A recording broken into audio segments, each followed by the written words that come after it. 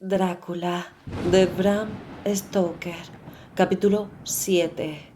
Recorte del Daily Graph, 8 agosto, conservado en el diario de Mina Murray. De nuestro corresponsal, Whitby. Se ha producido aquí uno de los temporales más enormes y más repentinos que se recuerdan, con efectos extraños y singulares. Había hecho tiempo bochornoso, pero sin que se saliera de lo común en el mes de agosto. El sábado por la tarde hizo tan buen tiempo como nunca, y la gran mayoría de los veraneantes dedicaron el día de ayer a visitar los bosques del Mulgrave, la bahía de Robin Hood, Rickville, Ranswick Estates y los diversos lugares de interés de las proximidades de Whitby. Los vapores de Edma Scarborough hicieron viajes para turistas por la costa y llegaron y salieron de Whitby un número excepcional de excursionistas. Hizo un tiempo excepcional hasta la tarde, cuando algunos tertulianos que se suelen reunir en el cementerio del Acantilado del Este y contemplan desde ese punto destacado toda la ancha extensión del mar que se descubre al norte y al este, observaron la presencia repentina de borreguillos en lo alto del cielo al noroeste. Soplaba entonces viento del sudeste, con la suavidad que en términos meteorológicos se califica de fuerza 2, brisa leve. El guardacostas de guardia informó de inmediato, y un viejo pescador que lleva más de medio siglo observando las señales del tiempo desde el acantilado del este, predijo categóricamente que se avecinaba un temporal repentino. La puesta del sol era tan hermosa, tan grandiosa con sus masas de nubes de colores espléndidos, que se reunió mucho público en el paseo del viejo cementerio que transcurre a lo largo del acantilado, para disfrutar de aquella belleza, antes de que el sol se hundiera bajo la mole negra de Kettles's, cuando seguía suspendido sobre el cielo oriental. Su descenso venía indicado por nubes incontables de todos los colores del cielo poniente, de fuego, rojas, rosadas, verdes, violetas y todos los matices del oro, con masas aquí y allá, no grandes, pero de una negritud que parecía absoluta, de formas de todas clases, tan bien trazadas como siluetas colosales. Los pintores no pasaron por alto el espectáculo y, sin duda, algunos bosquejos del preludio de la gran tormenta adornarán las paredes de la Academia Real y del Instituto Real en las exposiciones del próximo mayo. Más de un patrón tomó allí mismo la decisión de que su adoquín o su mula, como llaman a las distintas clases de barcos, se quedaría un puerto hasta que hubiera parado la tormenta. El viento abatió por completo al anochecer y a medianoche había una calma absoluta, calor bochornoso y esa intensidad dominante que afecta a las personas de naturaleza sensible al avecinarse una tronada. Se veían pocas luces en la mar, pues hasta los vapores de cabotaje, que suelen seguir la costa tan de cerca, se habían adentrado en alta mar y solo había a la vista unas pocas barcas de pesca. Las únicas velas que se advertían eran las de una goleta extranjera que navegaba a todo trapo y al parecer iba rumbo al oeste. La temeridad o ignorancia de sus oficiales fue tema prolijo de conversación mientras siguió a la vista y se procuró indicarle con señales que arriara velas ante el peligro. Antes de que cayera la noche se le vio con las velas que guardapeaban perezosamente mientras cabeceaba con suavidad sobre las ondulaciones del oleaje, quieto como un barco pintado en un mar pintado. Poco antes de las 10 de la noche, la quietud del aire se volvió francamente opresiva, y el silencio era tan marcado que se oía con claridad el balido de una oveja tierra adentro o el ladrido de un perro en el pueblo, y la banda del malecón que tocaba un vivo aire francés. Era como una discordancia en la gran armonía del silencio de la naturaleza.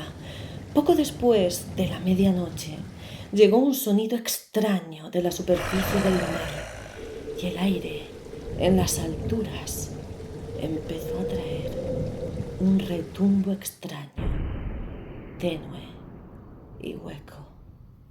Entonces se desencadenó el temporal sin previo aviso, con una rapidez que pareció increíble entonces y que aún ahora es imposible de comprender. Se convulsionó de pronto todo el aspecto de la naturaleza. Las olas se alzaron con furia creciente, cada una superando a la anterior, hasta que el mar, hacía poco como un espejo, se convirtió en escasos minutos en un monstruo rugiente y devorador. Las olas de crestas blancas azotaban desenfrenadamente las playas llanas y ascendían por los acantilados cortados a pico. Otras rompían sobre las rompeolas y barrían con su espuma las luces de los faros que se alzan en los extremos de los malecones del puerto de Whitby. El viento rugía como el trueno y soplaba con tal violencia que hasta los hombres fuertes se tenían en pie con dificultad o se aferraban con firmeza a los puntales de hierro. Se consideró necesario despejar del malecón toda la multitud de espectadores. De lo contrario, las desgracias de aquella noche se habrían multiplicado. Para aumentar las dificultades y peligros del momento, llegaron a tierra masas de bruma marina, nubes blancas, húmedas, que desfilaban como espectros, tan húmedas, acuosas y frías, que no hacía falta mucha imaginación para pensarse que los espíritus de las víctimas del mar estaban tocando a sus hermanos vivos con las manos húmedas de la muerte. Y muchos temblaron al paso de aquellas volutas de bruma. A veces se despejaba la bruma y se veía el mar hasta cierta distancia al resplandor de los rayos, que se sucedían con profusión, seguidos de unos truenos tales que parecía que todo el cielo temblaba bajo las pisadas de la tempestad. Algunas de las escenas que se desvelaban de este modo tenían una grandiosidad inmensa e interés apasionante. El mar, encrespado de olas como montañas, arrojaba al cielo con cada una poderosas masas de espuma blanca, de las que parecía apoderarse la tempestad para llevárselas al espacio en remolinos, aquí y allá. Una barca de pesca con la vela hecha jirones, que se dirigía desesperadamente al puerto ante la tormenta. De cuando en cuando, las alas blancas de un ave marina arrastrada por el temporal. Había terminado de instalarse el nuevo reflector de la cúspide del acantilado del este, aunque todavía no se habían hecho pruebas. Los oficiales a su cargo lo pusieron en marcha y en los momentos en que dejaba de subir bruma, barrieron con él la superficie del mar. Su servicio resultó ser muy útil en una o dos ocasiones. Cuando entró en el puerto una barca de pesca con la amura bajo el agua y pudo evitar el peligro de estrellarse en los malecones gracias a la luz protectora. Con cada barco que llegaba al puerto a salvo, surgía de la multitud reunida en tierra una aclamación de alegría que parecía hendir por un momento la galerna y que ésta barría después con su ímpetu. Al poco tiempo, el reflector descubrió a cierta distancia a una goleta con todas las velas al viento, al parecer el mismo barco que se había observado por la tarde. El viento había rolado por entonces al este y un estremecimiento recorrió a los espectadores desde el acantilado. Al hacerse cargo del peligro terrible que corría entonces la goleta, entre el puerto y ella se extendía el gran arrecife llano que ha destrozado tantos buenos barcos en diversas ocasiones. Y con el viento soplando por aquel cuadrante, sería imposible que alcanzara la bocana del puerto. Era casi la hora de la pleamar, pero las olas eran tan grandes que en sus senos resultaban casi visibles los bajíos de la costa, y la goleta, con todas las velas al viento, avanzaba con tal velocidad que, como dijo un viejo lobo de mar, debía parar en alguna parte, aunque fuera en el infierno. Llegó entonces otra nube de bruma, mayor que ninguna hasta entonces, una masa de neblina húmeda, que pareció cubrir todos los objetos, manto gris, y solo dejó a los hombres en el sentido del oído, pues el rugido de la tempestad, el estallido de los truenos y el bramido de las altas olas llegaban incluso con más fuerza que antes entre la calígine húmeda. Los rayos del foco se mantenían fijos en la bocana del puerto, ante el malecón del este, donde se preveía que tendría lugar la colisión, y la gente esperaba conteniendo la respiración. El viento roló de pronto al nordeste y lo que quedaba de niebla marina se disolvió a su soplo. Y entonces Mirabile Dictu irrumpió entre los malecones, impulsada por el temporal, la goleta extranjera, saltando de ola en su marcha precipitada, con todas las velas al viento, y alcanzó la seguridad del puerto.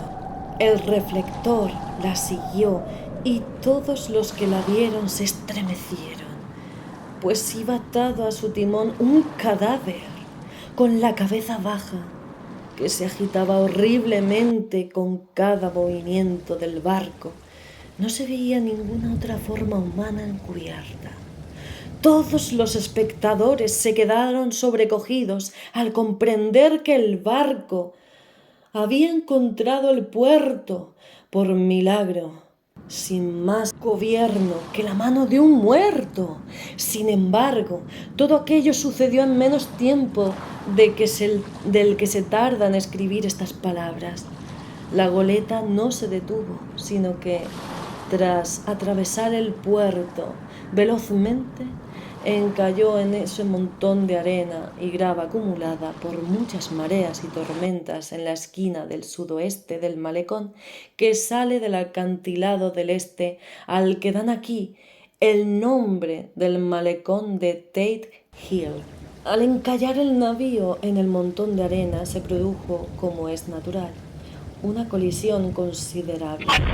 Temblaron todos los palos, jarcias y estáis, y cayó con estrépito parte de la arboladura superior. Pero lo más extraño de todo fue que en el momento mismo en que se tocó la orilla, salió a cubierta por una escotilla, como impulsado por la colisión, un perro inmenso que echó a correr y saltó de la proa a la arena, que se encaminó directamente al acantilado empinado donde el cementerio de la iglesia pende tan directamente sobre el camino de acceso al malecón del este que algunas losas de las tumbas, a las que llaman Gruvestins en el habla local de Whitby, llegan a asomarse sobre el acantilado en las partes por donde se ha desmoronado este, y desapareció en la oscuridad, que parecía más intensa fuera del alcance del reflector.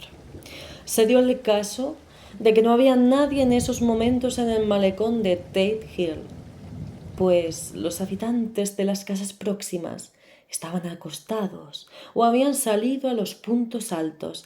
Así pues, el primero que subió a bordo fue el guardacostas que estaba de guardia en el lado oriental del puerto, que acudió corriendo enseguida hasta el pequeño malecón. Los hombres que manejaban el reflector, tras barrer la entrada del puerto sin ver nada, dirigieron la luz sobre el barco naufragado y la dejaron allí.